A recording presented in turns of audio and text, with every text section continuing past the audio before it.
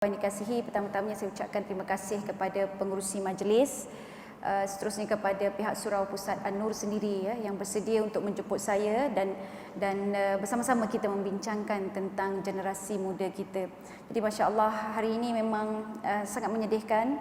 Kalau kita nak mulakan kisah sedih itu pun boleh. Semalam aja dapat berita, walaupun anak ini bukan anak Muslim kan, anak Cina, tetapi dia tetap generasi muda.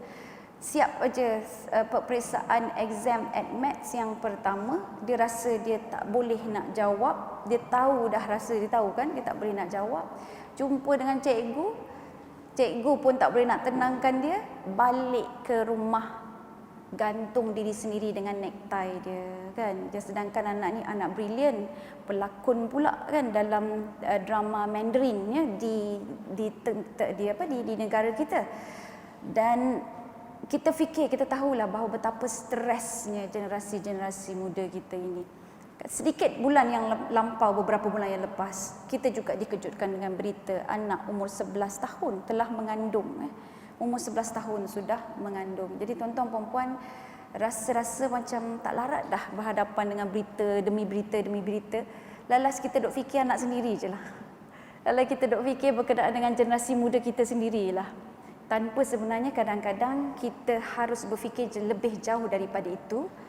Berbanding kita hanya tumpukan kepada anak-anak kita, mungkin pada hari ini kita kena mulakan berfikir dan memahami bahawa anak orang lain juga adalah anak kita. Ya, bukan anak kita, anak orang.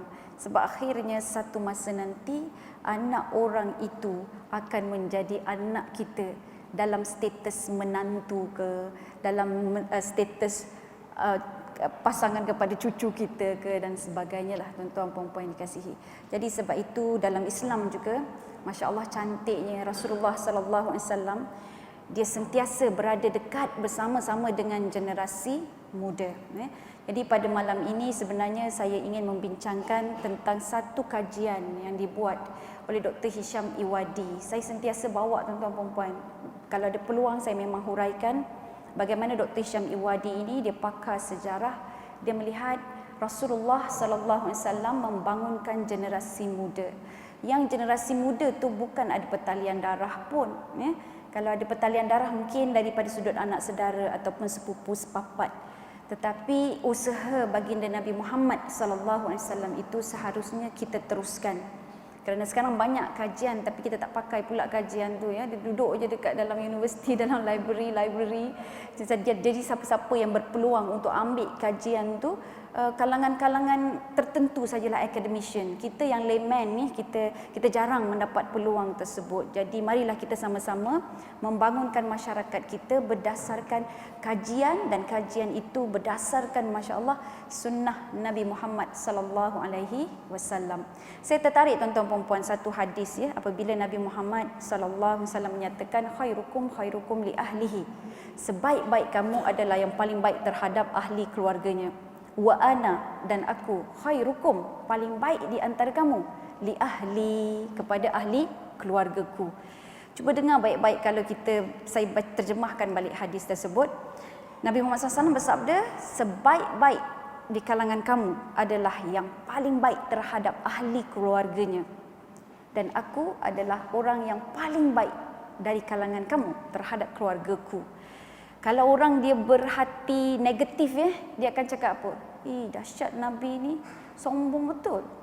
Dia mengaku dia yang terbaik. Tapi rupa-rupanya bila kita singkap balik, di situ ada psychological approach. Di mana Nabi minta kita supaya memahami cara terbaik melayan ahli keluarga dia tu adalah cara Nabi. Bukan cara kita, bukan ikut fahaman kita, bukan ikut perasaan kita, bukan ikut sangkaan kita. Jadi kita kena jadikan cara layanan baginda Nabi Muhammad sallallahu alaihi wasallam terhadap generasi muda itu sebagai cara kita. Sebab kadang-kadang kita melayan anak-anak tu ikut perasaan kita dan kita rasa itulah yang terbaik. Kita belikan dia coklat, belikan gula-gula, rasa dah terbaik dah. Rupanya coklat dengan gula-gula tu banyak benda-benda yang tak berfaedah dalam tubuh badan dia. Ataupun kita rasa rotan itu terbaik pada anak-anak kita. Nabi tak buat pun rotan kan. Kita ikut cita rasa kita. Jadi dan pada hari ini memang rata-rata ibu bapa dia membesarkan anak-anak dia, tuan-tuan perempuan, berdasarkan metod yang dia didedahkan masa kecil-kecil dahulu, berdasarkan warisan ataupun berdasarkan perasaan. Kita jarang membesarkan generasi kita ini dengan ilmu. Sebab memang pun rasa macam ilmu parenting, siapa je lah yang ada ilmu parenting ni kan, ilmu keibubapaan. Saya pun tak ada, tuan-tuan perempuan. Dan sebenarnya hakikatnya kalau saya tengok baliklah ya masa lampau, masa silam, saya ini dibesarkan oleh askar. Ayah saya adalah askar. Dan bila askar ni biasanya garang, tuan-tuan perempuan. Dan kegarangan itu saya warisi. Walau bagaimanapun Allah takdirkan waktu saya belajar di masa muda-muda dululah di UiA dulu, tahun 2 saya dapat tawaran, orang panggil saya. Tapi masa tu kawan saya ni dia dah berhenti daripada UiA. Jadi dia berhenti, lepas tu dia pergi ikut satu kursus. Kursus ini dilakukan oleh orang barat ya, muslimah yang masuk Islam, tapi dia datang daripada London. Dia bawa kemari berkenaan dengan psikologi kanak-kanak, tetapi dalam bentuk teknik lah bagaimana membesarkan anak-anak dan sebagainya. Saya ikut waktu tu, saya ni orang kampung, jadi masa tu bahasa Inggeris tu tak bagus sungguh lah, tak tahu langsung kan. Ikut je walaupun tak faham. Itu satu. Kemudian satu lagi, kalau kenal Profesor Muhammad Al-Mahdi, arwah, dah meninggal pun dia. Dia yang mengasaskan Khalifah Method School ya. Jadi Khalifah Method School itu kemudian diteruskan oleh pelajar-pelajarnya. Ada sekarang yang dibuka sekolah, dan Khalifah Method School itu dia bentuk sebegitu rupa supaya boleh jadikan satu sistem sekolah. Sebab dia it is just a concept. Dia bukan pun sekolah ya. Kemudian dimodulkan untuk dibuat satu pendidikan, dan di situ dia ada sekolah rendah, dan kemudiannya sekarang ni ada secondary school di Sepang. Saya pergi ziarah, saya pergi melawat, dan alhamdulillah ada Ustaz Hazrizal juga bersama-sama dengan Khalifah Method School. Jadi dua orang ni lah saya pernah belajar daripada mereka, tuan-tuan perempuan. Selain daripada itu memang tak ada. Dan dua-dua tu semua dalam bahasa Inggeris. Yang dulu tu macam pening-pening, nak faham tak faham, faham tak faham.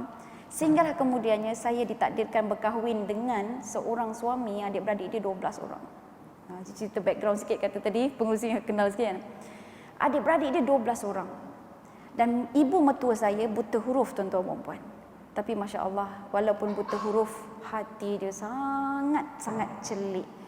Berbeza dengan orang-orang yang celik ni lah, kan boleh membaca ni. Tapi dia lagi celik hati. Dan dari situ saya banyak belajar, saya admire. Saya dah belajar dah, tapi kan sebab kita satu ilmu yang kita tak biasa ya, tak dibudayakan, tapi saya banyak belajar daripada ibu mertua saya ni yang buta huruf. Jadi ada satu masa nak ceritanya, anak saya main di veranda dekat rumah ibu mertua saya. Saya dah tengok dah veranda ni dekat dengan tangga. Jadi tangga ni dia macam sangat apa dia kata, apa stiff ya, dia sangat condong dia tu, sangat curam, sangat curam. Jadi anak saya kalau main ni saya kata mesti jatuh dah. Ada pagar, saya dah pasang pagar dah. Saya kata dengan anak saya, anak boleh main sebelah sana tak? Sebab dalam psikologi kan kita jangan sebut jangan. Kalau sebut jangan itu yang dia faham kan. Jadi saya kata okey, boleh main sebelah sana tak? Jadi anak saya ni main mula-mula dia main sebelah sana. Saya punyalah kat rumah mak mertua kan, kita kena rajin sikit lah. Ekstra rajin. Duduk dekat dapur, tiba-tiba tengok ada macam kain buruk jatuh. Jadi saya tengok lah, kain buruk, rupa-rupanya bukan kain buruk, tuan-tuan perempuan, anak saya jatuh. Sebab dia pakai baju kurung kan, jadi mungkin silap langkah, terjatuh dia. Jadi bila dia jatuh daripada tangga tinggi, saya meluru kat dia, dia diam je, saya meluru kat dia, tangan saya pukul dia, saya kata Umi dah kata dah. Macam itulah, Umi dah kata dah jangan main dekat tangga. Dan kemudian mak mertua saya datang, mak mertua saya pegang saya. Dia tak pegang anak saya, dia pegang saya. Maksudnya yang kena tenangkan siapa? Mak dia dulu. Jadi mak mertua saya pegang saya, dia kata dah, dia kata jangan pukul dia. Sebab jatuh itu pun satu pengajaran yang hebat buat si anak, dia kata gitu. Jadi waktu tu baru saya terfikir, ya Allah, aku belajar selama ni. Tapi tidak pernah mengamalkan, tuan-tuan dan puan-puan. Belajar pun dah lah bukannya senang nak dapat pelajaran tu. Bila dah belajar, tak amalkan pula. Jadi di situ mungkin ada satu jentikan, Masya Allah, Allah kirimkan ibu mertua saya ini untuk menyedarkan saya. Jadi pada waktu tu saya fikir, ya Allah, Tuhanku, apa aku dah buat ni? Oh, lepas buka balik parenting kita, tengok balik, study balik, sampai saya rakam balik, buat melalui observation ya. Saya observe mak mertua saya, macam mana mak mertua saya membesarkan anak-anak dia dan adik-beradik. Suami saya, alhamdulillah, tuan-tuan puan-puan, rasanya memang macam sejuklah mata kita pandang kan. Dia mudah untuk berurusan, mudah untuk kita bertolak ansur ya, bermesyuarat, ajak berbincang dan sebagainya, walaupun 12 orang. Jadi daripada situ saya admire keluarga suami saya, dan kemudian saya belajarlah untuk bagaimana berhadapan dengan anak-anak, sehinggalah Allah mentakdirkan saya menjadi pengetua college. Jadi pengetua college, pengetua asrama selama 8 tahun. Dalam tempoh 8 tahun tu, ya Allah ya Karim, yang kita jumpa memanglah banyak masalah pelajar. Sehingga kan saya tak malu, tuan-tuan perempuan, saya buat statistik sendiri. Memang tak masuk ni dalam PhD, ya, tak ada buat pun. Dan saya fikir saya waktu tu satu saja, saya kena dapatkan maklumat yang jelas supaya saya boleh selamatkan anak-anak saya. Dan anak-anak saya waktu itu nombor 1, nombor 2, nombor 3, nombor 4. Ada 4 orang anak, semua perempuan. Kolej yang saya jaga tu semuanya perempuan. Memanglah sebenarnya ramai lagi yang baik. Tetapi yang tak baik ni, yang nakal-nakal ni juga membimbangkan. Macam mana membimbangkan? Contoh saya bagi statistik. Perzinaan saja, tuan-tuan perempuan. Perzinaan saja. Ini tahun 2000-an. Tahun 2000, awal 2000. Jumlah 3,000 orang pelajar puteri, saya jaga satu kolej itu dalam 1,000 orang saja. Jumlah 3,000 maksudnya campur dengan prinsipal-prinsipal lain. Dengan pengetua-pengetua lain, ada 3 pengetua perempuan. Jadi kalau 3 pengetua perempuan, campur tolak lebih kurang 3,000 pelajar perempuan. Tahun 2000-an, awal 2000, 3,000 orang pelajar puteri, statistik yang kita dapat, setiap seminggu wajib ada 1 pelajar perempuan berzina. Saya sebut wajib, wajib.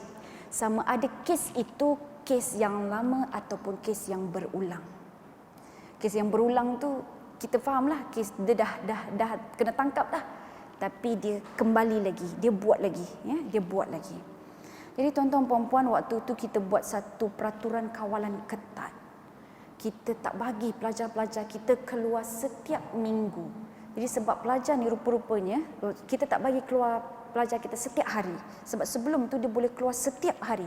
Dan kalau dia nak keluar pun dia kena minta izin daripada kita. Kita cuba ketatkan peraturan sebab kita nampak ramai pelajar-pelajar at the end of the semester kena dismiss.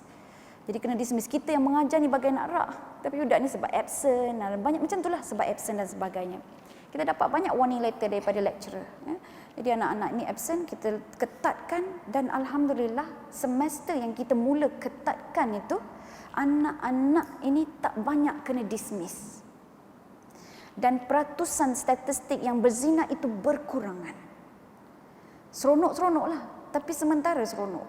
Sebab apa? Sebab anak yang saya jaga ini hanya 2 tahun saja. Jadi maksudnya, sampai bila kita nak kurung anak kita? Kan, jadi seronok dalam kesedihan, tuan-tuan perempuan. Jadi dalam ketakutan. Dan pada hari ini lagilah, kan, dengan bunuh dirinya, dengan kena rogolnya. Baru-baru ni kita terkejut juga. Sahabat saya yang saya kenal, anak dia pergi rumah makcik dia, 5 minit berjalan kaki nak pergi ke rumah dia. Waktu pagi dalam pukul 9 pagi, hari Ahad, ada van putih ambil dia, bawa dia pergi ke rumah kosong. Tak tahulah, mungkin dibagi dadah ke macam mana. 2 hari hilang, 2 malam hilang. Dalam tempoh 2 malam hilang itu, kemudiannya mak dia duduk mencari, punyalah merata tempat, semua tempat dia cari. Dan akhirnya anak itu balik sendiri selepas 2 malam dalam keadaan tak berapa ingat lupa. Pergi jumpa dengan mak dia, pagi-pagi sampai ke rumah, menangis dengan mak dia, jumpa mak dia. Dia sebut apa? Mak, saya dah habis. Rupa-rupanya 2 malam itu, 2 hari itu dikerjakan cukup-cukup oleh 3 ataupun 4 orang pendatang asing. Di rumah kosong, dan yang terkilannya sahabat saya ini tak jauh rumah tu. Dia pergi cari sampai ke utara sana. Rupa-rupanya beberapa rumah saja selang. Kita pun nak cakap apa? Takkanlah kau ni lepaskan anak kau seorang-seorang. Sebab dia biasa jalan 5 minit saja pergi rumah makcik dia. Jadi itu yang kita kata, ya Allah, ya Tuhanku, takkanlah kita hidup dalam keadaan begini sedangkan Islam sangat dekat di hati kita. Al-Quran dan hadis masih segar lagi kan di hadapan kita. Jadi tuan-tuan dan puan-puan, pada hari ini mari kita sama-sama berfikir kembali balik kepada jalan yang ditunjukkan oleh baginda Nabi Muhammad sallallahu alaihi wasallam, bagaimana kita boleh membesarkan anak-anak kita dan generasi kita. Jadi saya sebut tadi seorang doktor, Dr. Hisham Iwadi, dia membuat kajian ya bagaimana anak-anak ini boleh dibesarkan dan cara baginda Nabi Muhammad SAW membesarkan. Dan saya kira Surau Pusat An-Nur ini boleh buat sesuatu, mungkin untuk kursus-kursus dan sebagainya, ataupun kita boleh bawa anak-anak muda kita keluar ke, kan, kita himpunkan. Maklumlah ini dah hujung tahun dah, cuti sekolah, lagi musim hujan kan. Jadi mungkin kita boleh buat program-program yang anak-anak ini kita perlengkapkan. Dan bila saya study balik, sebab saya banyak bincang dengan orang, bila saya elaborate ya, saya share, lagi saya share, lagi banyak saya dapat input daripada ini. Sebab apa? Sebab kajian ini dibuat dan saya dengar daripada cuma audio saja, daripada YouTube. Tuan-tuan puan-puan, kalau ada masa boleh type YouTube Children Around Rasul. Children Around Rasul, dia di situ ada 8 set yang mungkin kita boleh dengar sambil-sambil, dan explanation dia sangat cantik sebab disupport dengan hadis-hadis dan juga ayat Al-Quran ya, Dr. Hisham Iwadi. Baik tuan-tuan puan-puan, rupa-rupanya apa yang baginda Nabi Muhammad sallallahu alaihi wasallam lakukan, yang pertama, tahap yang pertama ya. Jadi approach atau method dia kena step by step. Step by step in the sense that dia kena ikut tertib, ikut turutan. So turutan yang pertama adalah mengajar ataupun membimbing anak-anak itu berkenaan dengan akidah. Dan akidah ini bukanlah complicated yang kita kena selami asmaullahul husna, kemudian dengan sifat 20 ke kan, ataupun bahagian-bahagian akidah lah, iman dengan rububiyah ke uluhiyah ke, bukan.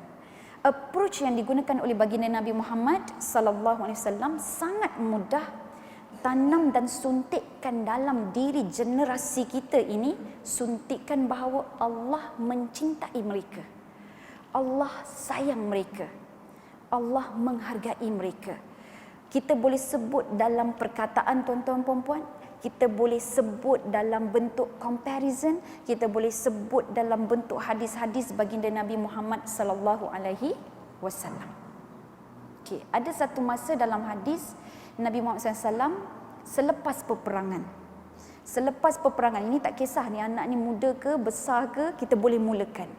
Selepas peperangan ada tawanan-tawanan peperangan, dan tawanan perang ni salah seorang daripadanya adalah seorang ibu. Jadi kan peperangan ni kadang-kadang diorang bawa keluarga sekali. Ya.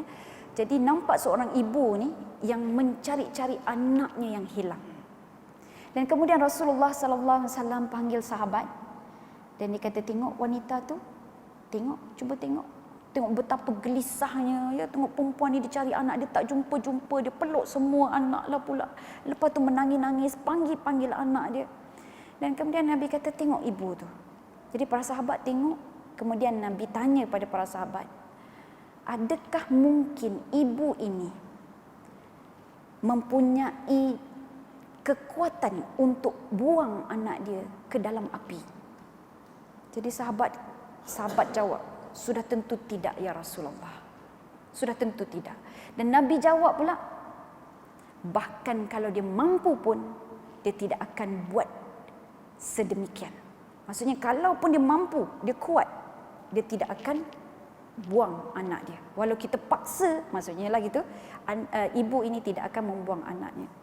Dan kesimpulan yang dibuat oleh Nabi sangat cantik. Wahai sahabatku, Allah mencintai kamu lebih daripada cinta wanita ini terhadap anaknya. Ya Rabb. Kan? Kenalkan anak-anak ni bahawa Allah cinta dekat dia. Memanglah kan, itu harapan kita, tapi kita jarang ya, tuan-tuan perempuan jarang kan. Sebab itu baginda Nabi Muhammad SAW juga, kalau ada anak-anak kecil yang membantu dia, yang ada yang tolong ambil air, Rasulullah pergi ke tandas, sediakan air. Bila keluar, Nabi buat apa? Nabi doakan mereka. Nabi doakan mereka seolah-olah macam anak ini adalah mempunyai kaitan dan hubung kait dengan Allah Subhanahu Wa Taala. Dan saya baru jumpa dengan sahabat saya ni, raya hari itulah, baru hari raya hari itu. Kita dah berpisah dalam lebih kurang 20 tahun lebih, tuan-tuan puan-puan. Kemudian diizinkan oleh Allah berjumpa untuk ziarah hari raya. Jadi kawan saya ni cakap dengan saya, Fadi, dia panggil saya Fadi tu, Fadi nickname. Awak ingat tak masa dulu? Ingat masa dulu apa? Dulu tu dia kerja di Dunkin Donut. Dunkin Donut tu ada dalam kampus kami. Jadi datanglah seorang tua, waktu tu ada seminar, ada simposium. Jadi situ simposium situ non-Muslim pun ada. Dan ada seorang lelaki ni beragama Kristian. Dia datang, dia nak makan, nak sarapan pagi. Dan kawan saya punya duty waktu tu, shift dia jaga kedai. Jadi dia cakaplah dengan kawan saya ni, kata, nak makan apa ya, tak tahulah, nak order dekat Dunkin Donut ni. Okey. So lepas tu kawan saya kata, okay, never mind sir, may I suggest you. Waktu tu dia suggest meal pagi tu apa. Dia kata, can I offer you this and this. Tuan-tuan perempuan tahu tak apa orang tua lelaki Kristian ni sebut? Wonderful. God bless you my child. God bless you my child. 20 tahun lebih masa hari raya hari tu, dia pergi tanya saya, Fadi, kau ingat tak orang lelaki tu yang Kristian yang sebut God bless you my child tu? Saya kata, ada, awak ada cerita dulu. Saya kata, ingat 20 tahun lebih. Kat mana dia sekarang Tengok tuan-tuan perempuan, saya pun terkejut dia. Nasib tak masuk Kristian. Kan? Sentuhan tu, walaupun kita orang tua, tapi bukan anak kita pun. Tapi dia doakan, God bless you my child. Agak-agaklah kan kita dengan anak muda kita, ataupun anak-anak kita yang dekat rumah tu, kita kehilangan telefon. Handphone Umi mana? Handphone Umi. Mana handphone Umi? Anak tu terkedik-kedik lah ambil. Nah ni Umi. Kita cakap terima kasih pun kadang-kadang tak ada. Lagi kita sebut apa? Awak lah yang main ni. Selaja je ambil barang Umi. Kita tuduh dia pula, tuan-tuan. Jadi respon kita tu pada anak-anak, kita kurang meletakkan bahawa dia adalah insan yang berharga di sisi Allah Subhanahu Wa Taala. Saya belajar, tuan-tuan perempuan, memang saya belajar sekarang. Parking kereta, asal dapat tempat kereta je saya kata, ya Allah, subhanallah, I am very lucky to have you around. Bawa anak kan? To have you around. Why Umi, why? See, I could park easily right in front of the shop. Alhamdulillah, Allah loves me Umi. Dia perasan, tak apalah. Biar dia perasan pun. Kan memang hakikatnya Allah mencintai kita. Ada masa tu jalan hujan lebat, tiba-tiba nak melintas dari satu tempat tu, hujan berhenti sekejap. Saya pun kata, okey, inilah masanya untuk melintas jalan. Melintas saja saya kata, Atuf, Allah loves you so much. See, the rain stop suddenly, pause for a while. Dia pun suka sangat. Dia rasa, dia perasan Allah cinta dia. Tapi itu biar dia memang kena sedar bahawa Allah mencintai dia. So bila dia tahu bahawa Allah yang mencipta dunia ini cinta dekat dia, tuan-tuan puan-puan, dengan sendirinya dia akan mencari Tuhannya. Nanti sendirilah dia akan belajar Asma'ullahul Husna. Tak pasal-pasal dia tanya kita, dia rujuk kita balik. Tapi kena cetuskan rasa cinta dia terhadap Allah dan dia sedar bahawa Allah mencintai dia. Yang ini memang ramai orang Kristian buat. Tapi sebenarnya Rasulullah dah buat dulu. Rasulullah buat dulu dengan dalam bentuk doa, dalam bentuk tunjukkan Allah cinta kamu lebih daripada wanita itu, dan pelbagai cara lagi. Baik, yang kedua, selepas akidah, selepas anak itu menyedari bahawa Allah mencintai dia, tuan-tuan dan puan-puan, ajar dia ibadah. Ibadah ini pula adalah cara bagaimana anak ini hendak meluahkan rasa kasih dia kepada Allah Subhanahu Wa Taala. Memanglah dengan solat. Satu masa nanti kan bila kita ajar, dia akan cakap apa? Umi, solat, I'm tired Umi. Malah dia boleh bagi tawar menawar pula. Berapa rakaat Umi? Isyak. 4 rakaat. I want to pray 2 rakaat only. Dia nak 2 rakaat aja pula solat kan. Gaduh dengan dia sebab nak sembahyang 4 rakaat, dia nak buat 2 rakaat saja. Jadi tuan-tuan puan-puan, daripada situ kita terangkan pula betapa kita berhutang dengan Allah banyak benda. Ya. Saya tunjukkan sikit lagi kalkulator tu kan. Saya bagi kalkulator pada anak-anak. Okey, saya kata berapa kali awak hirup oksigen? Oksigen tu milik Allah. Berapa kali awak hirup oksigen? Dia tak ada idea. Saya kata every second. Mari kita kira berapa saat sehari. Times 24 kali 60 kali 60 lagi.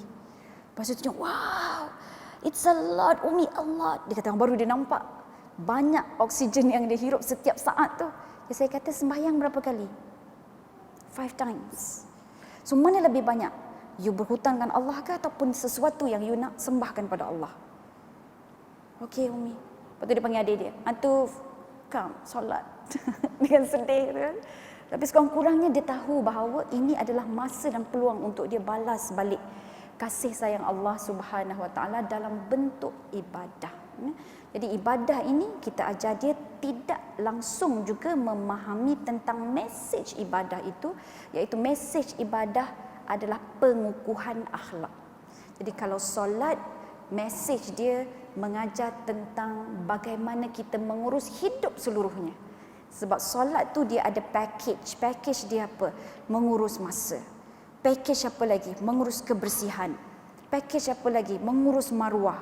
Package apa lagi? Mengurus tolak ansur, fokus dan sebagainya. Jadi itu pasal solat saja. Jadi daripada ibadah itu dia tahu bahawa ibadah yang Allah bagi ni rupa-rupanya kita yang perlukan.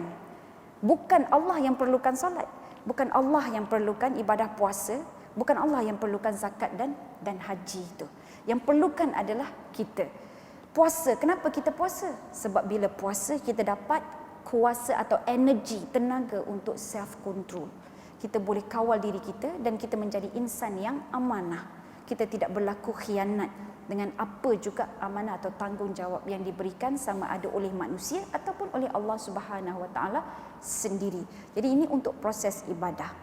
Yang ketiga tuan-tuan puan-puan, apa yang baginda Nabi Muhammad sallallahu alaihi wasallam lakukan selepas konsep ibadah, Nabi masukkan dalam jiwa anak-anak ini tentang akhlak pula. Tadi ibadah, dia akhlak. Yang ini akhlak, dan akhlak yang diketengahkan oleh baginda Nabi Muhammad sallallahu alaihi wasallam adalah model. Dia sebagai model, dia sebagai contoh teladan. Yang ini bukan budaya kita lah kot kan, tapi mungkin kita boleh buat dah sekarang. Anak-anak muda suka tidur di rumah baginda Nabi Muhammad sallallahu alaihi wasallam. Dan waktu malam boleh qiyamul lail bersama dengan baginda Nabi Muhammad sallallahu alaihi wasallam. Dan sebahagian daripada mereka meriwayatkan apa yang Nabi buat di rumah isteri baginda sallallahu alaihi wasallam. Antaranya Abdullah ibnu Abbas, dia meriwayatkan sebelum tidur Nabi bercerita-cerita dulu dengan isteri dia. Jadi ini satu contoh yang boleh diikuti oleh anak-anak muda. Tapi kita tak budaya kita lah kan, sebab kita tak biasa buka pintu kita dengan anak-anak muda ini. Tetapi kalaulah kita mungkin ada cucu, kalaulah mungkin kita ada anak, mungkin ada masa-masanya kita buat camp dekat rumah kita. Kita panggil mereka datang rumah kita. Kita boleh buat barbecue ke, ataupun buat qiyamul lail bersama ke di rumah kita ni, biar dia tak rasa kekok. Mungkin kat masjid dekat surau dia segan. Mula-mula buat di rumah kita, tapi lepas tu nanti ajak ramai-ramai pergi ke surau dan ke masjid. Saya biasa bila berjumpa dengan para ibu bapa, antara dia punya komplain adalah, Ustazah, anak saya ni kan dia bila waktu sekolah dia duduk asrama, tapi lepas tu bila dia balik ni Ustazah, dia ada satu masalah penyakit. Penyakit dia apa? Tidur je. Macam mana Ustazah nak bagi dia supaya tidak tidur? Tidur je macam kodok lah gitu kan. qada dia punya tidur-tidur kat asrama tu dengan studinya, dengan stay up semua, dia tak ni dan dia tidur. Macam mana nak buat ustazah? Jadi saya melihatlah kalau kita compare dengan orang bukan Islam, macam Cina sebagai contoh. Diorang ada lapangan, diorang kedai-kedai dia. Jadi bila anak-anak balik, anak-anak tak ada masa untuk tidur. Anak-anak akan tolong mak dan ayah dia. Yang ini saya rasa tuan-tuan dan puan-puan, sebab ayah saya adalah dia buka kedai kopi. Ayah saya bukan Datuk Dusuki tu ya, jangan silap. Okey, jadi ayah saya dia buka kedai minum, kedai kopi. Dan bila waktu hujung minggu je kadang-kadang mak saya panggil. Ni mengaji kat UIA ni, tengah belajar ni, hujung minggu je mak saya panggil. Ya awak bila nak balik? Dia kata, ini tak ada siapa nak tolong Umi ni. Dia kata, nak tolong ibu, tolong buat karipak lah, buat roti canai lah. Waktu pagi-pagi tu kena bangun lah. Tebar roti canai pula. Memang tak ada masa nak tidur. Kalau ayah kita dan mak kita ada program, ada sesuatu yang diusahakan. So since mungkin kalau kita di rumah ni, kita boleh bekerjasama dengan surau ataupun di masjid. Kita buat program-program yang tertentu, melawat orang-orang tua ataupun anak-anak yang terbiar, anak-anak yang gelandangan. Jadi kita sediakan projek, bagi dia idea dan biar dia yang lakukan tuan-tuan dan puan-puan. Jadi kita nak supaya anak-anak ini dia lebih mengetahui kehidupan masyarakat dan seterusnya dia menggunakan akhlak dia yang sepatutnya. Jadi bila dia tidak biasa untuk bergerak tuan-tuan dan puan-puan, memang dia tidak tahu bagaimana hendak membantu orang lain. Saya baru je baca pagi tadi, ini kajian pula yang dibuat oleh Harvard University dan beberapa universiti di luar negara. Dan kajian mereka dia buat dalam lebih kurang 20 tahun, ada yang dalam 25 tahun, maksudnya 20 tahun ke atas kajian. Kajian ini dia buat berdasarkan apa? Dia melihat tokoh-tokoh pemimpin, tokoh-tokoh yang berjaya di barat. Rupa-rupanya ibu bapa dia mempunyai beberapa kriteria yang sama. Ibu bapa yang tokoh-tokoh berjaya ini, dia mempunyai kriteria yang sama. 11 kriteria semua dia. Tapi saya ingat 3 je, saya share 3 je sebab kalau tak habis kita ni nanti. Nombor 1, anak-anak itu semuanya membuat kerja rumah sendiri. Bukan kerja rumah yang kerja sekolah tu. Kerja rumah tu memasak, melipat kain, membasuh kain, mop lantai, membersihkan di rumah, buang sampah, sapu halaman, cuci kereta dan sebagainya. Jadi membantulah dalam soal house chores. Jadi dia punya urusan, dia punya barang-barang dia kena basuh sendiri. Dia kena bertanggungjawab. Dan subhanallah, saya berjumpa dengan tokoh Ibu Misali yang mempunyai 10 orang anak. 9 daripadanya lelaki, 1 orang perempuan tapi meninggal dunia. Jadi 9 ini memang dahsyat, doktor, engineer. Dan kawan saya kahwin dengan salah seorang anak dia di Johor. Dia ni orang Muar. Jadi saya jumpa dengan makcik tu, saya kata, makcik, bagilah petua sikit makcik, macam mana nak jaga anak-anak ni, macam nak jaga bagus. Dia kata, Ustazah, suruh je dia buat kerja rumah. Suruh je buat kerja di rumah. Dia dulu hilap cermin, dia kata. Tapi yang mana periksa tu saya tak bagi. Saya kata, okey, awak fokus nak exam, tak payah buat kerja. Jadi siapa yang tak payah buat kerja, bila dia punya result tak bagus, malu dengan adik-beradik. Jadi yang lain tu dia bekerja. Dia kata, saya duduk aja. Saya memang suruh dia masak. Semua lelaki. 9 orang semua lelaki. Dan memang nampak karakter kewibawaan dia sendiri, tuan-tuan puan-puan. Jadi itu pertama. Yang kedua, anak-anak itu mempunyai hubungan yang mesra dengan mak bapak dia. Walaupun buat kerja sekolah, kerja di rumah, tetapi mesra dengan mak bapak dia. Dan kalau kita boleh ambil pinjam sikit, kita mesralah dengan generasi muda. Cara kita pandang dia boleh nampak kan, air muka kita, cara kita pandang, kita suka dia ataupun kita tak suka dia. Adakah kita ni bersangka baik ataupun kita tak bersangka baik dengan dia. Dia boleh rasa, budak-budak muda kan.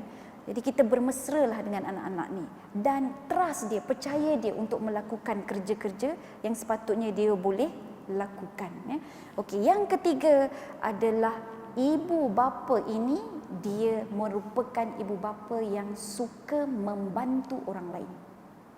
anak-anak menjadikan mak bapak dia contoh teladan tuan-tuan perempuan. Jadi mak bapak dia suka membantu orang lain dan anak-anak dia pun menjadi anak-anak yang suka membantu orang lain. Cuba bayangkan kalau apa yang anak nampak, mak bapak selalu bergaduh aja. Dengan jiran-jiran bergaduh, kan? Dengan kawan-kawan bergaduh. Ada je tak kena. Jadi anak-anak pun tak tenang tuan-tuan perempuan. Itu yang saya kongsikan 3 lah. Baik, selepas akhlak, Dr. Hisham Iwadi mendapati Nabi Muhammad SAW dia telah mendidik pula selepas akhlak pendidikan seks. Pendidikan seks. Dan pendidikan seks ini boleh dibahagikan kepada beberapa perkara. Perkara yang pertama, kalau akhlak tadi Rasulullah sebagai model ya. Jadi pendidikan seks ni anak-anak diajar peranan lelaki dan peranan perempuan. Yang kedua, anak-anak diajar balik itu tuan-tuan perempuan. Jadi kalau anak perempuan, balik dia dengan apa? Anak lelaki, balik dia dengan apa? Kenapa dua itu berbeza balik dia? Apa maksud balik? Ya? Dan sebagainya pula. Kalau perempuan macam mana nak bersihkan diri, lelaki macam mana nak sucikan diri pula. Jadi kalau perempuan dia lebih detail lah pula kan, ya, dengan setiap bulan dan sebagainya. Mungkin lelaki setiap minggu, kita pun tak tahu tuan-tuan perempuan. Tapi adakah kita telah membangunkan atau memperkasakan anak tentang pemahaman nilai-nilai kejantinaan ini. Dan dia ada limitation. Okey, kalau dalam satu pandangan Umar radhiyallahu anhu, ya, Umar radhiyallahu anhu satu masa dia dapat tahu bahawa di Kufah ini kota yang cukup sibuk. Banyak sangat peniaga-peniaga dan pengaruh-pengaruh dari luar masuk ke Kufah pada waktu itu di Iraq. Dan Umar sewaktu memerintah, dia tulis surat kepada Gabenor Kufah, "Alimu nisa'ukum bisuratin nur." Ajarlah wanita-wanita kamu dengan surah An-Nur. Rupa-rupanya bila singkat sikit surah An-Nur ini, antaranya adalah berkaitan dengan minta izin. Dalam rumah nak masuk bilik mak dengan ayah kena minta izin. Bagi yang belum balik 3 waktu, ajar dia setiap 3 waktu ini minta izin dulu, ketuk dulu pintu. Bagi yang sudah balik pula, setiap waktu kena minta izin. Kalau kita extendkan, anak-anak kita kalau nak guna barang-barang kita, ajar dia minta izin terlebih dulu. Bukan saja barang-barang kita, barang-barang adik-beradik dia pun minta izin terlebih dahulu. Jadi biasakan dia, bukan main nak diambil kan. Jadi di situ mengajar tentang limit, batas tuan-tuan perempuan. Jadi kalau perempuan, surah An-Nur. Singkap lagi surah An-Nur cerita pasal apa? Cerita pasal gosip yang boleh bawa kepada al-qatl, pembunuhan. Sampai berfitnah itu lebih dahsyat daripada pembunuhan. Sebab dalam surah An-Nur itu cerita berkenaan dengan bagaimana Aisyah radhiyallahu anha telah difitnah. Singkap balik surah An-Nur cerita pula berkenaan dengan dia punya mahram. Singkap lagi surah An-Nur cerita tentang maruah pula tuan-tuan perempuan. Jadi lebih kepada rasa malu dan sebagainya. Manakala bagi lelaki, para ulama menyarankan supaya bangunkan atau perkasakan anak-anak lelaki kita dengan kandungan surah Al-Maidah. Surah Al-Maidah. Jadi nak senang ingat, An-Nur tu perempuan dia start dengan nama Nur kan. Kalau lelaki dia suka makan lah kot. Jadi dia punya surah dia Al-Maidah, hidangan. Tapi bila tengok Al-Maidah tu, dia bukan cerita pasal hidangan dari syurga. Al-Maidah rupanya memperkenalkan tentang makanan ataupun jenis makanan yang halal yang patut diusahakan oleh kaum lelaki untuk menjadi nafkah kepada ahli keluarga dia. Dia jadi wali, kan? Jadi wali ni bukan appear waktu nikah aja tuan-tuan perempuan. Sebab wali ni maksud dia penjaga, wali tu maksudnya sahabat, wali juga maksud dia pembela, penaung kan. Dan bila kita berkahwin, syarat utama adalah wali itu mesti kena ada. Dan bila ijab dan kabul, wali yang mengijabkan dan dikabulkan oleh suami kita. Dan bila kita selesai saja ijab dan kabul, pihak perempuan habis saja ijab dan kabul, ketaatan dia berubah daripada ayah pindah kepada suami. So jadi maksudnya di sini, apa kuasa wali itu? Wali itu membela, menjaga nafkah, ya, mendinding dan menaungi, memberi keselamatan dan sebagainya. Benda tu yang tanggungjawab tu telah berpindah kepada suami. Jadi di sini yang kita kena perkuatkan, bukan setakat tu saja. Bila tengok balik surah Al-Maidah, cerita berkenaan dengan leadership dan juga kepimpinan. Bukan setakat tu saja Al-Maidah cerita berkenaan bagaimana berurusan dengan orang-orang bukan Islam, tuan-tuan dan puan-puan. Itu surah Al-Maidah. Jadi kalaulah kita boleh dapat ni, kita bangunkan ya dalam diri anak-anak kita supaya mereka faham. Saya ada satu masa tu, sebab anak saya yang perempuan tu dah besar-besar kan. Jadi ada satu masa tu daripada Al-Maghrib Institute, dia buat kupasan surah An-Nur dan memang dalam bahasa Inggeris lah. Satu kepala RM300 tuan-tuan puan-puan. Pejam mata hantar 3 orang sekali, 900 untuk 2 hari sahaja. Untuk 2 hari, saya cakap dengan anak saya, surah An-Nur ini Saidina Umar suruh kita belajar khas untuk perempuan-perempuan yang tinggal di bandar-bandar. Saya kata, awak pergi sana, awak belajar. Dan balik Umi nak tengok, sebab Umi dia tak boleh pergi. Jadi hantar anak-anak. Jadi bila balik tu, dia cerita, Umi tak sempat sebab Syekh tu laju sangat. Dia kata, alasan lah tu kan. Tapi memang sebab banyak sangat pengajaran daripada surah An-Nur tu. Jadi kemudian dia cerita, Umi ni cerita berkenaan dengan Aisyah radhiyallahu anha, sebab nuzul dia ni semua. Jadi anak-anak kita didedahkan dengan kandungan tu. Dan kita lihat pula assignment dia, apa yang awak boleh buat sekarang. Apa yang tindakan awak sekarang apa? Daripada surah An-Nur, apa yang boleh diamalkan. Jadi itu yang mungkin kita boleh bimbing pada anak-anak remaja kita. Baru dia tahu perlu minta izin. Sebelum keluar dengan buaya friend dia, minta izin dulu. Kan kalau kita tahu itu dah buaya friend dia, kita akan berhati-hati dan akan beringat, kalau nak keluar boleh bawa mak sekali. Kan jadi sebab apa? Sebab dia dah biasa dengan minta izin tuan-tuan perempuan. Begitu juga dengan kaum lelaki kan, bila nak bawa anak orang perempuan keluar, dia akan tahu sebab bila dah biasa dengan minta izin ini. Jadi dia akan minta izin dengan wali dia. Sebab dia tahu setiap perempuan itu ada yang menjaga tanggungjawab atau pemegang amanah. Walaupun kita bukan milik mak ayah kita. Kita milik Allah Subhanahu Wa Taala, tapi diamanahkan. Jadi untuk itulah tuan-tuan perempuan, ajar berkenaan dengan pendidikan seks ya. Jadi saya sebut surah tadi, saya sebut berkenaan dengan peranan tadi. Begitu juga tuan-tuan perempuan, ajar anak-anak kita ini berkenaan dengan pendidikan seks berkaitan dengan maruah. Wanita, maruah dia yang perlu dijaga adalah apa? Lelaki pembela pula kepada maruah. Sebab saya teringat dulu zaman Rasulullah sallallahu alaihi wasallam, di mana seorang Yahudi yang mempermainkan seorang wanita ya. Dan seorang lelaki Muslim ini dapat tahu, dia bela wanita itu sehingga dia terbunuh. Dan Nabi Muhammad SAW bangun, dia menyerang kaum, saya tak ingat Bani Kainuqa ke Bani Nadir ke, dia ada 3 kan. Bani Yahudi itu salah seorangnya, dia make fun of the Muslim women. Tetapi Islam dia membela maruah wanita tersebut. Jadi ini pendidikan seks. Azan dah ya. Okey, boleh saya teruskan lagi? Yang keempat, yang ke berapa tadi? 5. Yang terakhir, lepas pendidikan seks, barulah ajar anak-anak kita tentang etika bermasyarakat atau etika sosial. Etika sosial cukup dahulu ajar anak-anak bagaimana hak jiran tetangga.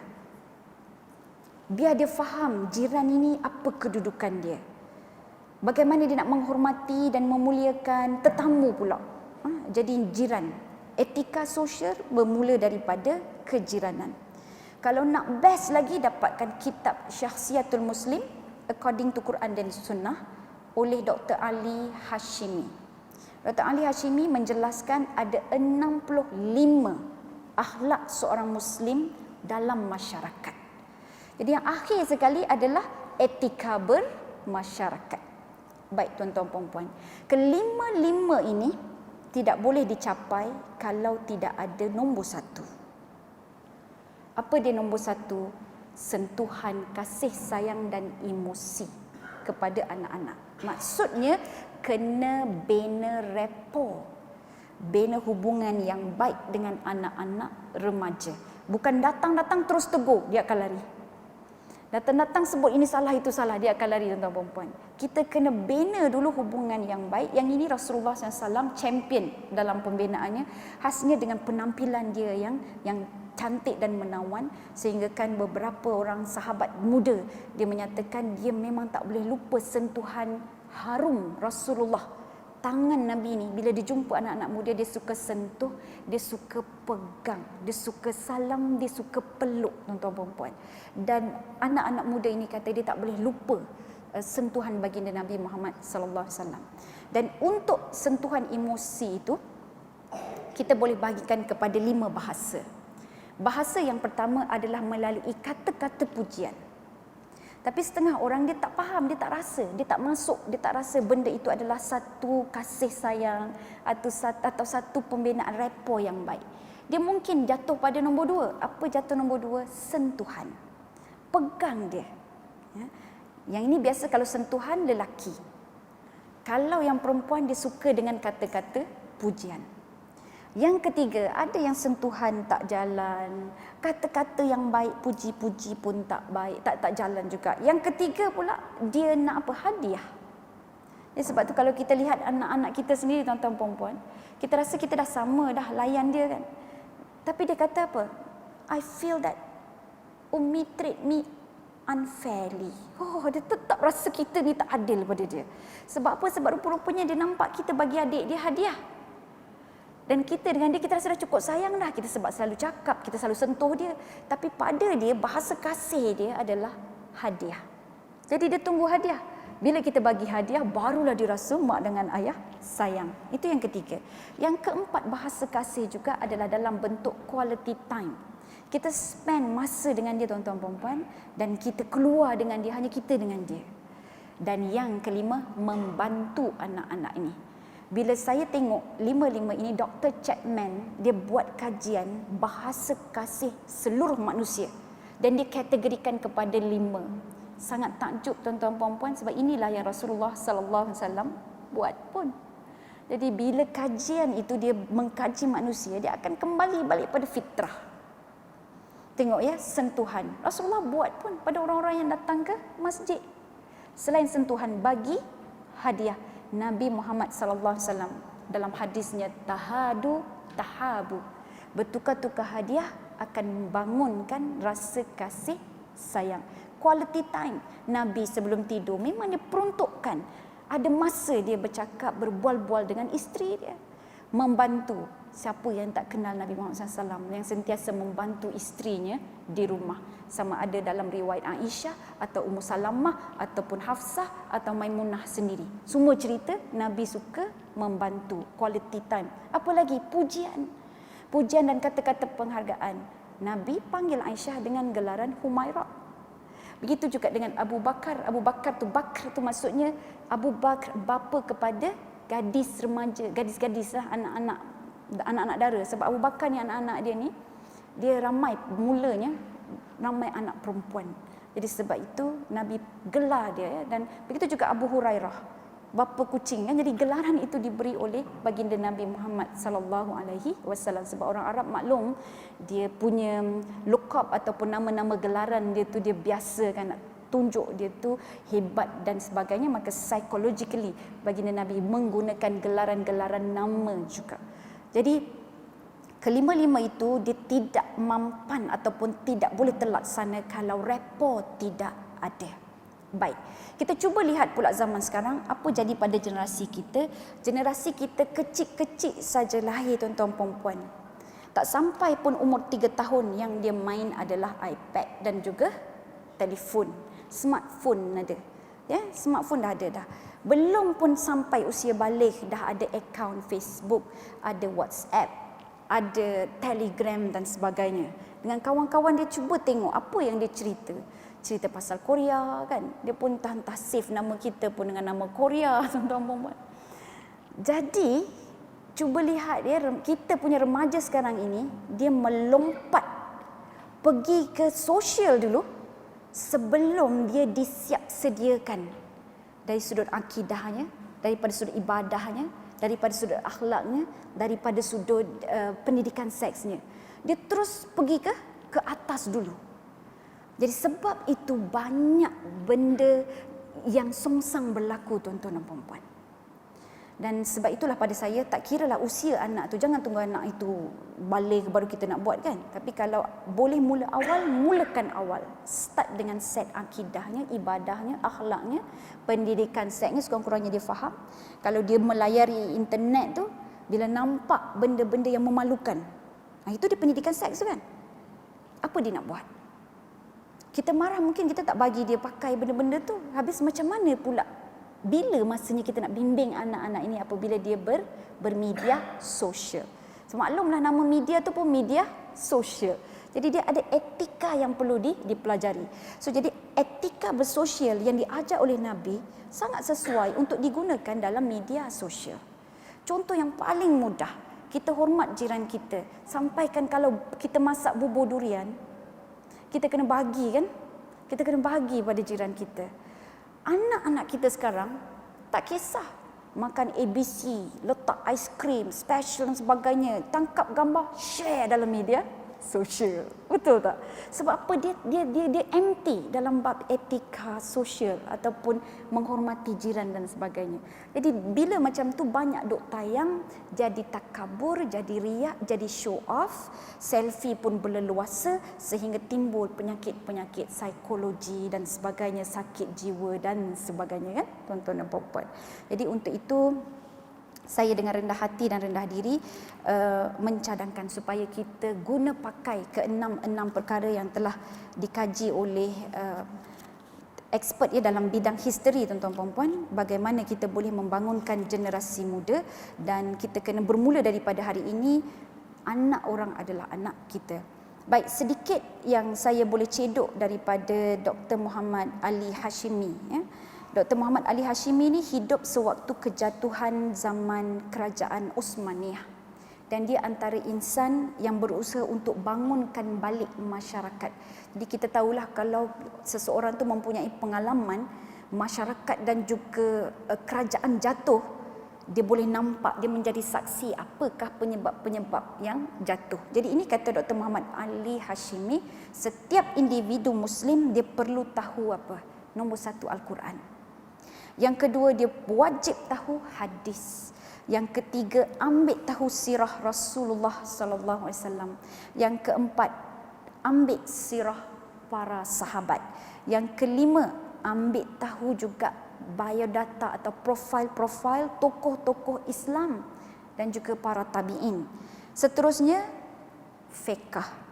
Kena belajar tentang fiqh, ibadah yang betul, memahami rukun Islam dan rukun iman. Seterusnya, kemahiran yang tertentu, skill kan, kita punya expertise ataupun skill. Dan akhir sekali, bahasa Arab ya, itu kata Syekh Muhammad Ali Hashimi, bagaimana kita boleh bangunkan individu-individu Muslim according to Al-Quran and according to As-Sunnah. Jadi tuan-tuan puan-puan, saya kira setakat itu saja perbincangan kita pada hari ini. Mudah-mudahan ia memberi manfaat. Kalau boleh diberi manfaat tu, hidupkan, cubalah hidupkan. Kalau nak buat aktiviti pun lagi bagus. Saya teringat ada satu masa tu saya bawa anak saya pergi ke rumah orang tua ya, pergi ke rumah orang tua. Dalam rumah orang tua ni ada seorang ni dia sakit saraf. Sakit saraf. Ini cerita pasal bermasyarakat, etika dan akhlak bermasyarakat. Bila sakit saraf, dia tak boleh nak mengiring kiri dan kanan, tegak aja kulit dia pun tegang, tuan-tuan puan-puan. Dia macam seolah-olah mayat yang masih hidup. Jadi kalau kita tak pusingkan, dia tak akan pusing lah. 2 jam lah macam tu, 5 jam lah. Jadi saya datang dalam banyak-banyak orang tu, saya mendekati yang sakit saraf ni. Dan waktu tu masuk dah Zuhur, dan saya cakap dengan kakak ni, "Kak, kita solat Zuhur Dia tak boleh nak cakap. Oh, boleh. Macam itulah kan. Lidah dia pun tak boleh nak gerak. Jadi yang menjaga dia tu faham bahasa dia. So kemudian saya kata, "Kak, saya tolong ambilkan wuduk Dia pun macam buat angguk, saya pun ambilkan dia wuduk. Lepas ambilkan wuduk, saya bacakan mula dengan niat sekali, ambil wuduk, start dekat tangan dia sehinggalah siap dengan kaki dia tu. Kemudian saya kata, "Kak, kita sembahyang kiblat arah sana." Dia kata pun setuju. Lepas tu saya pakaikan dia tudung. "Okey Kak, sila sembahyang." Menangis-nangis dia ni, menangis-nangis. Jadi kita tak faham kenapa dia menangis. Saya cakap, akak boleh sembahyang? Dia kata. Lepas tu dia sebut sesuatu, saya panggil dengan pembantu tu, tolong saya tak faham, dia kata. Dia kata dia dah lupa bacaan sembahyang. Okey. Saya berkata tak apa kak. Saya akan bacakan. Akak buat pergerakan. Akak ingat lagi pergerakan? Dia kata ingat, dia kata. Lepas tu saya pun baca usolli fardhu zuhri. Saya bisikkan kat telinga dia. Kemudian saya baca doa iftitah. Kemudian Allahu Akbar, Al-Fatihah. Tanpa saya sedari, anak saya duduk belakang memerhati. Tuan-tuan puan-puan. Ini sebab bila kita nak bermasyarakat kan, kita kena bawa sekali biar terjun dalam masyarakat. Dia perhati kan. Dah sampai habis tu dia pun nampak lah. Saya lapkan dia punya air mata meleleh. Dia tak boleh nak lap sendiri. Saya tolong lapkan. Dah habis dah tu. Dia ucap terima kasih sampai main nangis kan. Lepas tu balik. Dalam perjalanan balik, anak saya diam aja. Masa tu umur dia 10 tahun. Diam aja duduk belakang. Yang lain tu adalah besar-besar kan. Dah besar-besar tu dia pandailah cerita-cerita. Ada yang kena sembuh lagi dengan makcik tua ni sebab lambat menyuap kan. Jadi dia lambat suap. Lepas tu ada tulang ke apa ke, dia sembuh je kena muka anak saya. Jadi dia dapat pengalaman-pengalaman tu tuan-tuan perempuan. Jadi dalam kereta anak saya 10 tahun ni diam je duduk dekat belakang saya. Tali pinggang kita punya seat belt tu kan. Dia duduk dekat kawasan situ. Macam nak cakap sesuatu je. Lepas saya kata, yes Wardah. Saya pegang tangan dia kan. Lepas tu dia cakap apa? Umi jangan risau Umi. Besok kalau Umi tua, Umi sakit macam tu, Wardah akan jaga Umi lebih baik daripada Umi jaga dia. Oh ya Allah, kita tersentuh tuan-tuan puan-puan. Menangis, saya menangis, dia pun menangis. Dia menangis tu. Sebab apa? Sebab dia nampak keperitan masyarakat. Dan bila dia bersama dengan masyarakat, dia tahu fungsi dan peranan yang perlu dimainkan. Dan dia nampak ibu dia pun buat gitu tuan-tuan perempuan. Jadi sebab tu saya rasa kita perlu bersama-sama terjun di dalam masyarakat. Bawa anak kita bersama-sama dengan masyarakat. Belajar macam mana menghormati orang yang lebih susah dan sebagainya. Walaupun mereka hidup dalam keadaan yang senang. Tapi kena biasakan dia dengan perkara-perkara yang susah. Dan satu lagi tuan-tuan perempuan. Saya sebenarnya banyak soalan saya. Sewaktu saya baca satu kisah percintaan anak Abu Bakar yang bernama Abdullah. Abdullah ni dia kahwin dengan seorang isteri yang sangat cantik. Nama dia Atikah, tuan-tuan perempuan. Atikah. Jadi ini rentetan cerita ni sebab apa? Nak faham kenapa Nabi design modul generasi itu sebegitu rupa. Dimulai dengan akidah, akhirnya dengan etika bermasyarakat. Seolah-olah kita ni wajib terjun dalam masyarakat, bersama-sama menggerakkan masyarakat. Tak kiralah dia Muslim atau non-Muslim. Fastabikul khairat. Kita belum lumba untuk melakukan kebaikan. Jadi kisah Abdullah ni, dia berkahwin dengan seorang gadis nama dia Atikah. Atikah sangat cantik. Bila dia berkahwin, untuk beberapa waktu dan ketika, Abdullah tidak keluar pergi ke masjid solat berjemaah. Dia juga tidak membantu Rasulullah dalam urusan penyediaan dan strategi untuk jihad, tuan-tuan perempuan. Jadi apa yang Abu Bakar buat, lepas habis solat, dia tengok toleh belakang Abdullah tak ada, dia pergi ke rumah Abdullah, dia cek apa yang Abdullah buat. Rupa-rupanya dia dengar Abdullah dan Atikah ni duk bergurau senda, berketawa lah, bergurau-gurau bagai gitu. Kemudiannya Abu Bakar syahid. Sampai 3 ke 4 kali setiap lelaki yang berkahwin dengan Atikah semuanya syahid, sehingga Atikah ini mendapat gelaran perempuan atau wanita ummu syuhada. Siapa yang nak syahid, kahwinlah dengan Atikah. Jadi nak ceritanya, rupa-rupanya institusi keluarga ini adalah suatu yang suci, yang datang daripada Allah Subhanahu Wa Taala, bukan rekaan manusia. Sebab tu ada syarat-syarat dia, rukun dia dan sebagainya. Kita tahu ada wali, pengantin perempuan, pengantin lelaki. Agak-agak kalau kita tukarlah pengantin perempuan dengan pengantin perempuan, sah tak dia orang punya pernikahan? Tak sah. Lelaki dengan lelaki, sah ke tak? Tak sah, tuan-tuan perempuan. Sebab benda itu, syarat-syarat dia, rukun dia itu ditentukan oleh Allah, pencipta seluruh alam ini. Jadi perkahwinan atau sistem institusi kekeluargaan, since dia datang daripada Allah yang mencipta seluruh alam, sudah tentu peranan dia cukup besar. Sebagaimana juga yang tersirat di dalam surah Al-Furqan ayat 74. Walladzina yaquluna rabbana hab lana min azwajina wa dhurriyyatina qurrata a'yun waj'alna lil muttaqina imamah. Di situ dia nak bahawa institusi keluarga dia perlu apa? Perlu berjaya membina individu yang qurrata a'yun, penyejuk mata. So penyejuk mata ni kalau tanya orang pelbagai memang berbeza. Tanya orang ni sejuk mata macam mana? Sejuk mata anak-anak yang pandai ambil hati kita lah. Yang sini pula kita tanya mak macam mana penyejuk mata? Penyejuk mata ni yang pandai bersihkan rumah lah. Penyejuk mata macam nak yang pandai masak kuih talam lah. Kan? Tanya pula ayah macam mana ya? Penyejuk mata macam mana ya? Penyejuk mata ni yang pandai urut kaki ayah yang sakit ni lah. Kan? Dia lain orang, dia lain cita rasa dia tuan-tuan puan. Sebab itu kita kena tanya Allah Subhanahu Wa Taala. Qurrata a'yun dalam bentuk mana? Ya, begitu juga Nabi kan. Cara nak baik dengan ahli keluarga adalah ikut cara Nabi, bukan cara kita. Baik, seterusnya bukan setakat itu saja berhentinya, waja'alna lil muttaqina imama, sambung. Dan jadikan kami semua termasuk yang berdoa ini lil muttaqin, bagi orang-orang yang bertakwa, imam, ketua ataupun leader. So bila nak jadi leader dia kena ada masyarakat. Dan leader tu bukan sebarang leader tahu, the best among the best. Sebab al-muttaqin, orang yang bertakwa, inna akramakum indallahi atqakum, orang yang paling mulia di sisi Allah. Yang Allah terjemahkan orang yang paling mulia di sisi Allah adalah orang yang bertakwa. Kita minta untuk menjadi leader bagi orang yang bertakwa. So the best among the best. So datang dari mana? Hasilnya daripada mana? Institusi keluarga. Jadi sebab tu institusi keluarga itu kita boleh sebut dalam surah Al-Furqan ayat 74 itu satu amanah yang diberikan oleh Allah Subhanahu Wa Taala kepada kita. Dan kalau kita berjaya membangunkan keluarga kita tuan-tuan puan-puan, mudah-mudahan Allah memberikan kita kekuatan untuk membangunkan generasi muda yang menjadi harapannya kepada pembangunan atau penerusan amanah yang disampaikan oleh baginda Nabi Muhammad sallallahu alaihi wasallam. Jadi saya sudahi dengan lafaz yang mulia, wabillahi taufik wal hidayah. Wassalamualaikum warahmatullahi wabarakatuh. Saya mohon ampun, maaf ya atas segala kelemahan dan kekurangan. Serahkan kembali kepada pengurusi majlis.